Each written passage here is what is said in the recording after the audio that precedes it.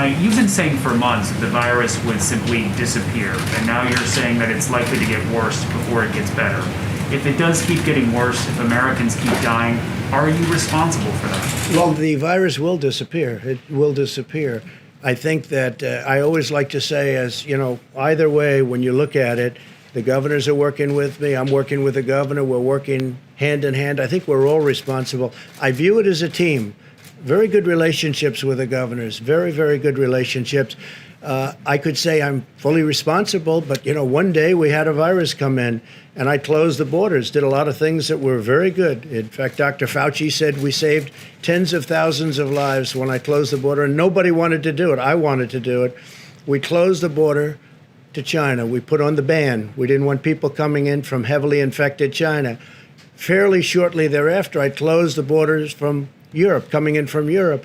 Those were tremendous moves. We would have, if it's one person, it's too much, but we're at, let's say, 140,000. We could have double, triple, quadruple that number if we didn't. So we did a lot of things right. We did a lot of things right, including with equipment. It's a shame that it happened. It shouldn't have happened. China should have stopped. Yesterday you said that wearing a mask was an act of patriotism. If that is the case, why don't you do it more frequently? Well, I do actually do it when I need. I mean, I carry the mask when I have to go. I went into Walter Reed Hospital the other day. I have the mask right here, and I carry it, and I will use it gladly. No problem with it. And I've said that, and I say, if you can, use the mask. When you can, use the mask. If you're close to each other, if you're in a group, I would put it on when I'm in a group. If I'm in an elevator and there are other people with me, including like security people, it's not their fault. They have to be in the elevator. I want to protect them also. I put on a mask. I have no problem with the masks. I view it this way. Anything that potentially can help, and that certainly can potentially help, is a good thing. I have no problem. I carry it. I wear it. You saw me wearing it a number of times, and I'll continue, please. So just though yesterday you tweeted out an image wearing a mask, and then last evening we saw you not wearing a mask at your hotel. Well, I don't know the hotel. I was pretty far away from people, but I would say this. I've explained it, I think, very well. If you're close together, I would put on the mask. And if you're not, I would say that if you're, for instance, I'll see, like here, you've been all tested, I've been tested. Oftentimes I'll be with people that are fully tested, I've been tested. In theory, you don't need the mask.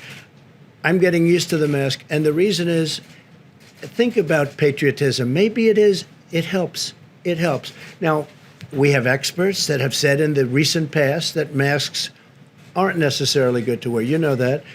But now they've changed their mind. If they change their mind, that's good enough for me. So I wear it when appropriate, please.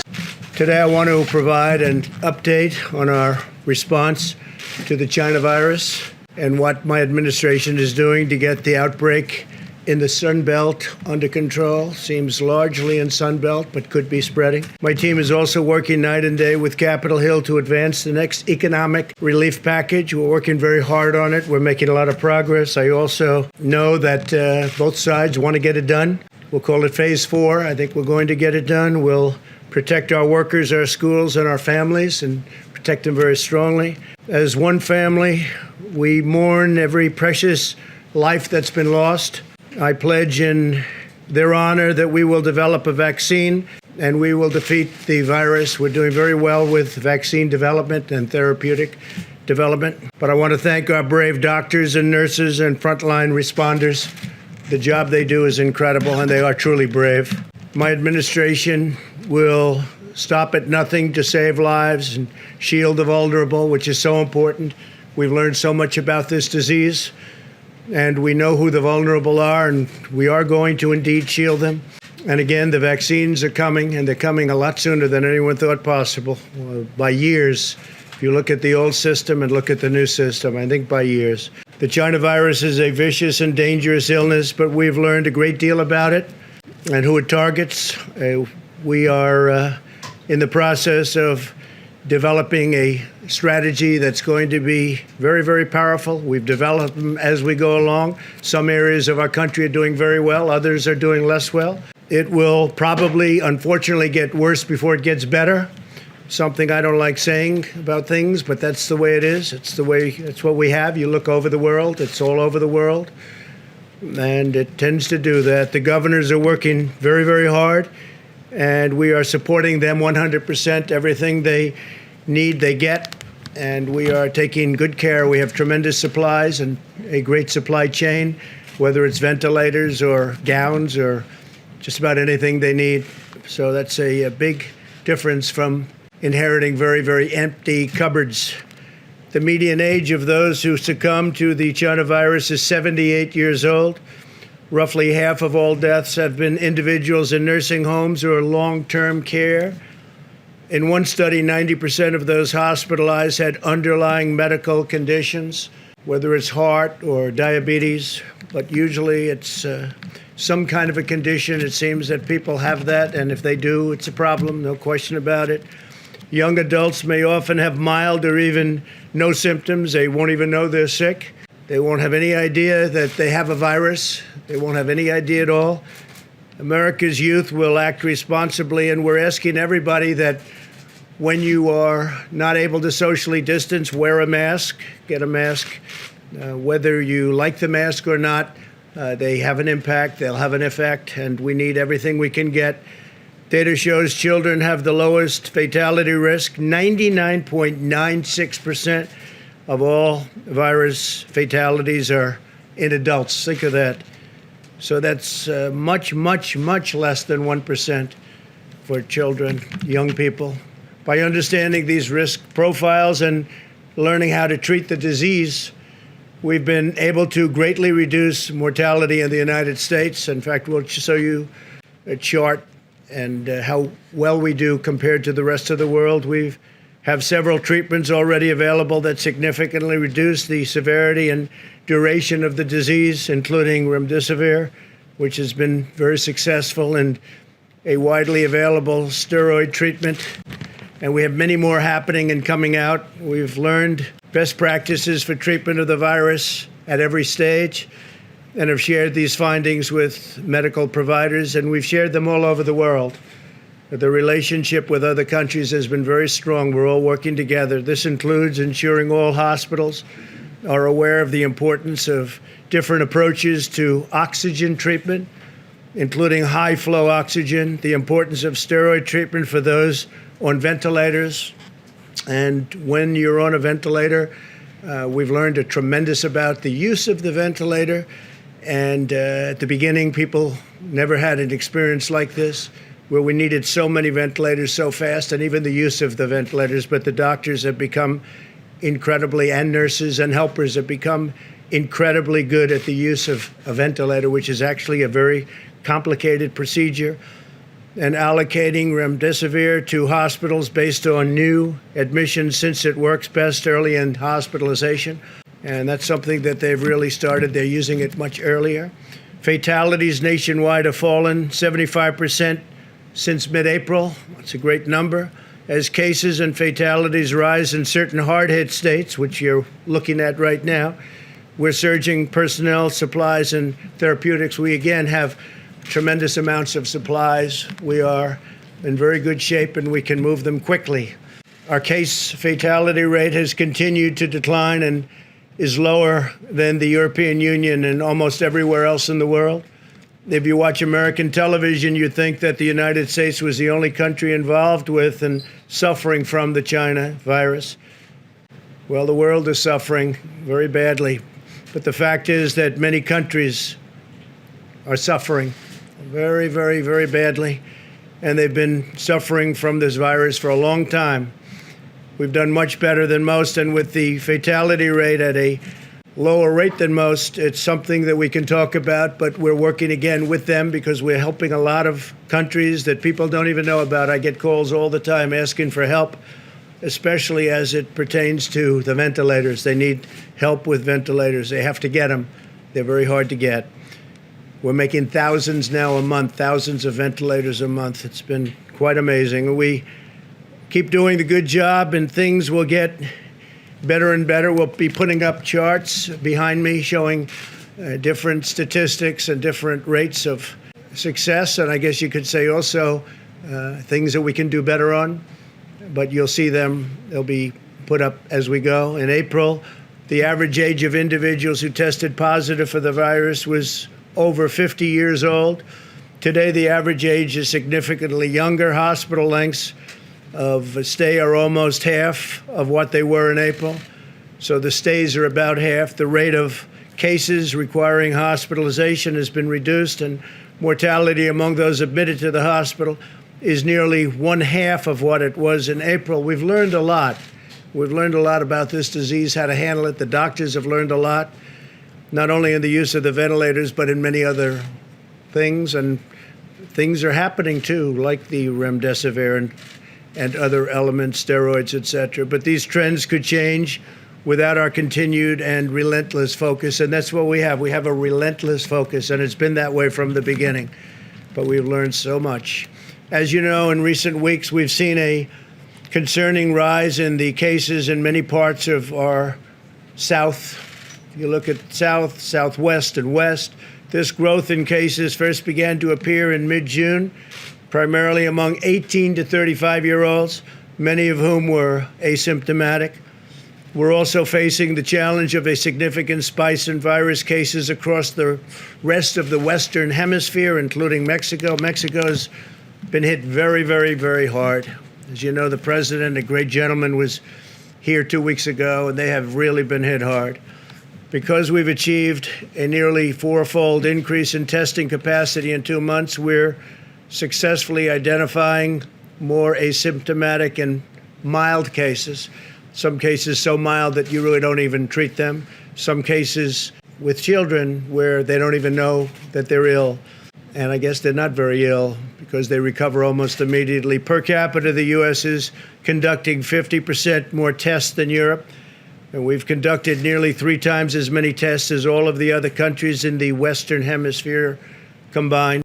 Be over 50 million tests. This allows us to isolate those who are infected, even those without symptoms, so we know exactly where it's going and when it's going to be there. We're also working to reduce turnaround time. My administration has been aggressively responding to case growth in the Sun Belt, and we continue to do so, working very close with all governors, but right now, in particular, those governors. We're coordinating closely with hospitals and governors. In the last 3 weeks, I've sent senior officials into 9 states to meet with governors and provide recommendations to the various leaders of the state, including hospital administrators, etc. My administration currently has 0 unfulfilled requests for equipment or anything else that they need from the governors. No governor needs anything right now, and we think we'll have it that way till the end because, frankly, we are stocked up and ready to go wherever we have to go. We've nearly 7,000 National Guard and military medical personnel in Texas, California, Florida, and Arizona that's helping us greatly. I want to thank them very much. The military has been fantastic. We're closely monitoring hospital capacity in these states. Hospitals are open for elective surgeries and other procedures. So hospitals are open for elective surgeries. We want Americans to get the medical treatments they need. All of the governors we've spoken with say they have enough bed capacity. That's a great thing. Our initial shutdown was to prevent the overflow of our hospitals and to allow us to meet the demands caused by this global pandemic, including the ventilators. And a permanent shutdown was really never an option in terms of what we're doing right now. This would be completely unsustainable, produce debilitating economic fallback, and lead to catastrophic public health consequences. There are consequences to shutdowns, and we've saved potentially millions of lives by doing the initial shutdown, but now we're very aware of this disease. We understand the disease to a large extent. Nobody's going to maybe ever fully understand it, but we'll end up with a cure, we'll end up with therapeutics, we'll end up with a vaccine very soon, all 3. We're instead asking Americans to use masks, socially distance, and employ vigorous hygiene. Wash your hands every chance you get while sheltering high-risk populations. We are imploring young Americans to avoid packed bars and other crowded indoor gatherings. Be safe and be smart. We're surging testing capacity to identify and isolate cases. This includes a newly approved testing platform to nursing homes across the South. We're being very, very vigilant with respect to nursing homes because you know all of the problems that we've had with so many people, so sadly, they were infected, so that all of the staff and residents can be routinely tested and isolated to ensure our elderly are even more strongly protected than anybody else. That's really the high-risk people, the high-risk, wonderful people. Once this current surge in cases declines, the same testing platform will enable people to visit their loved ones after taking a test, which is a big difference. Ultimately, our goal is not merely to manage the pandemic, but to end it. We want to get rid of it as soon as we can. That is why getting a vaccine remains a top priority. 2 vaccine candidates are entering the final stage of clinical trials this month. This was achieved in record time. It used to be years before you were in a position like we are right now. 4 other vaccines will enter final trials in the following weeks, and we're mass producing all of the top candidates so that the first approved vaccine will be available immediately. And logistically, we have the military ready to go. We have great people, logistic military people, a wonderful general who's waiting for the vaccine so they can distribute it in record time. That's what's going to happen. So our military is all set to go. We will deliver a vaccine, therapeutics, whatever it is necessary, and defeat the virus once and for all. And I'll take a few questions if you'd like. I will say this. I want to thank all of the staff, the White House staff, all of the doctors that we've been working with so closely, and just a lot of very positive things are happening. It's a nasty, horrible disease that should have never been allowed to escape China, but it did. And it infected the world, and the world is suffering, but we're going to get it taken care of, and we're helping lots of other countries. John? Mr. President, first I just wanted to get a clarification. Your press secretary said today that you sometimes take more than 1 test a day. Well, why is that? And how often? Well, I didn't know about more than 1. I do take probably on average a test every 2 days, 3 days, and I don't know of any time I've taken 2 tests in 1 day, but I could see that happening. So Republicans and Democrats on Capitol Hill both said that they want to see more money for testing. They want to send billions of dollars to the states so they can do more testing. And you probably saw Mick Mulvaney the other day said that his kids, it took him a week to get test results back. He said this is simply inexcusable given where we are in the pandemic. Do you think we have a problem with testing in this country right now? Well, and are you in favor of more money for testing? We've done more testing by far than anybody. Some of the tests, because it is massive volume, it takes longer. Others of the tests, as you know, are very quick. They're 5-minute and 15-minute tests. And those are, frankly, the ones that I prefer. But we're doing massive numbers, and the numbers are coming down. And as we go, as an example, there are thousands and thousands of kits being made right now, which give you a 15-minute and a 5-minute test. So we'll be able to get those numbers down. Those numbers are similar in other places. They're also doing massive numbers like nobody thought possible. But those numbers will be coming down. I agree. I think it's a good thing if we can do it. Are you in favor of more money for testing? Well, they're going to make a presentation to me tonight and tomorrow on that. And again, we're leading the world. I think the second country at 12 million, we're going to be over 50 million tests. Second country is India with 12 million. Then you have 7 million, 6 million, and 4 million. I think that we are doing tremendous amount of testing. But if the doctors and the professionals feel that even though we're at a level that nobody ever dreamt possible, that they would like to do more, I'm okay with it. Why are your doctors not with you here today? Where's Dr. Fauci, Dr. Birx? Well, Dr. Birx is right outside. Yes, please. Thank you, Mr. President. I've got 2 questions for you, if that's okay. Number 1, I just wanted to know, in November, do you want the American people to judge Could you you on speak up, please? Do you want the American people to judge you on the ballot in November by how you've handled this pandemic so far? This, among other things. I think the American people will judge us on this, but they'll judge us on the economy that I created and that already we're creating. We're setting record job numbers, as you know.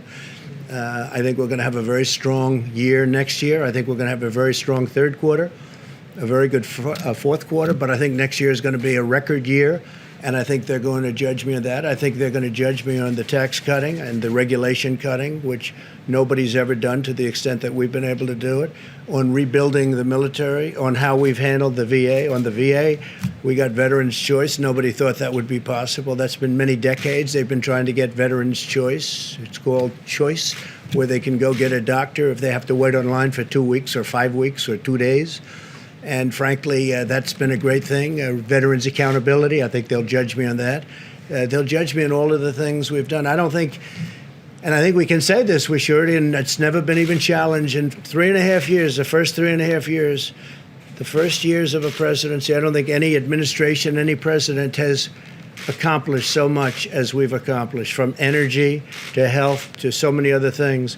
And then this came in, and the plague, I call it the plague came in, terrible thing, should have been stopped, wasn't stopped. It came in, we had to shut things down to save potentially millions of lives. We did that, and now we've started them up. And I think we've really started it up very successfully. Yeah, please. Mr. President, thank you, Mr. President. You've been saying for months that the virus would simply disappear, and now you're saying that it's likely to get worse before it gets better. If it does keep getting worse, if Americans keep dying, are you responsible for that? Well, the virus will disappear. It will disappear. I think that I always like to say, as you know, either way, when you look at it, the governors are working with me. I'm working with the governor. We're working hand in hand. I think we're all responsible. I view it as a team. Very good relationships with the governors. Very, very good relationships. I could say I'm fully responsible, but you know, one day we had a virus come in, and I closed the borders, did a lot of things that were very good. In fact, Dr. Fauci said we saved tens of thousands of lives when I closed the border, and nobody wanted to do it. I wanted to do it. We closed the border to China. We put on the ban. We didn't want people coming in from heavily infected China. Fairly shortly thereafter, I closed the borders from Europe, coming in from Europe. Those were tremendous moves. We would have, if it's one person, it's too much, but we're at, let's say, 140,000. We could have double, triple, quadruple that number if we didn't. So we did a lot of things right. We did a lot of things right, including with equipment. It's a shame that it happened. It shouldn't have happened. China should have stopped it. Please.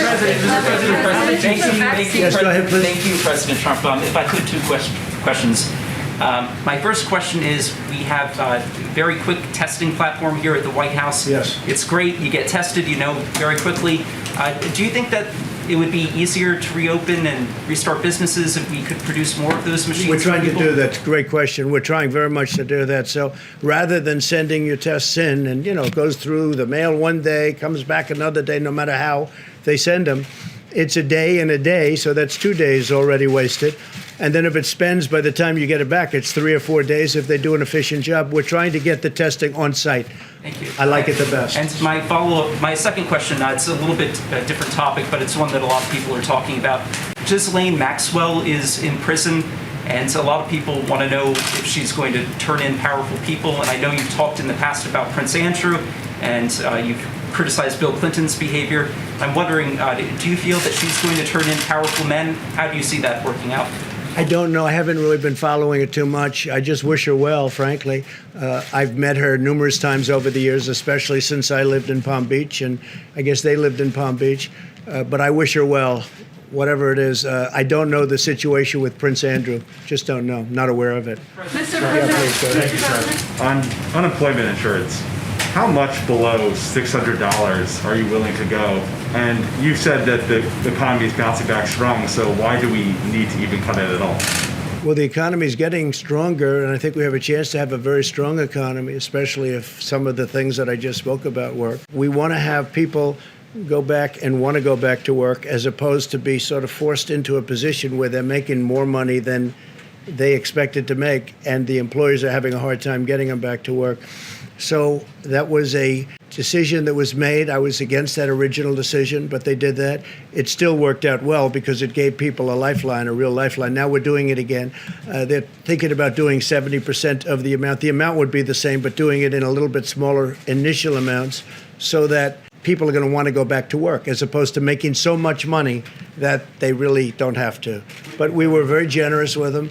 I think that it's been a tremendously successful program. The whole thing has been successful if you look. I mean, we're in a pandemic, and yet we're producing tremendous number of jobs. That was something that nobody thought possible.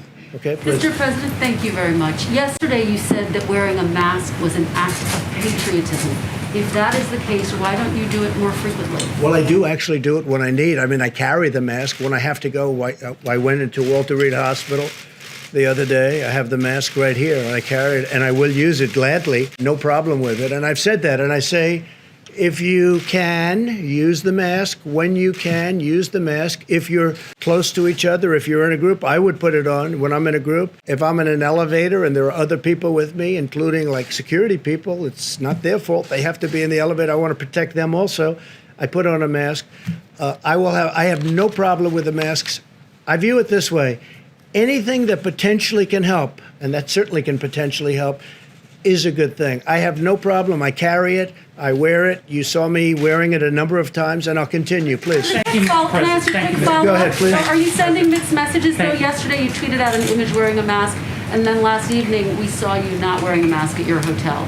Well, I don't know the hotel. I was pretty far away from people, but I would say this. I've explained it, I think, very well.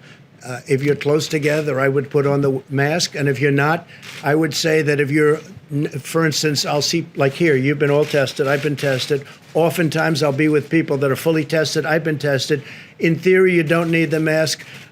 I'm getting used to the mask. And the reason is, think about patriotism. Maybe it is, it helps. It helps. Now, we have experts that have said in the recent past that masks aren't necessarily good to wear. You know that.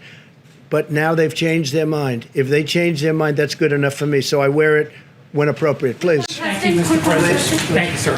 A lot of Americans, though, may be surprised at your change of tone over all of this, a more perhaps realistic tone. Some would look at it that way. The sudden embrace of masks, social distancing, Well, I've always agreed with that. I mean, I've never fought either one, but certainly social distancing. I want to. That's common sense. 6 feet to me is common sense. I'd like to say maybe make it a little bit further. The idea that things will get worse perhaps before they get better here, and perhaps the realization that this resurgence, if you will, is for real when you used to talk about it in terms of little fires being put out here and there. Would you We have them respond too. to that? No, we have embers and fires, and we have big fires, and unfortunately now Florida is in a little tough or in a big tough position. You have a great governor there. You have a great governor in Texas. You have people that are very, very skilled people, and I think they're going to handle it very well. Their hospital capacities are holding up, but Texas is a big state, and it's very well run, and so is Florida, and I think they'll do a very good job. Are you changing your tone, though, sir? I just wanted to ask you about the issue of vaccines, which you already mentioned. Yesterday, a study by a Chinese company showed some promising results for its coronavirus vaccine candidate. If China were first in developing the vaccine, or even if it weren't, would the administration be willing to work with China to bring a successful Chinese vaccine to the U.S.? Yeah, we're willing to work with anybody that's going to get us a good result. We're very close to the vaccine. I think we're going to have some very good results. We're already in testing. Nobody thought that would be possible. Under the old system, it would be a year to 2 years before you could even think about using the word testing. So I think we've had a lot of, and the reason we're testing, I mean, they've had good results. So now we have to see in the testing also for safety, because they have to make sure it's safe.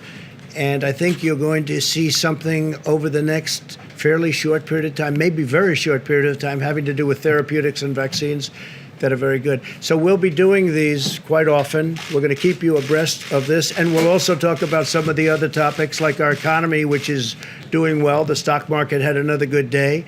I think they have a good day because they see a lot of positive things happening on this front too. Thank you very much. Thank you.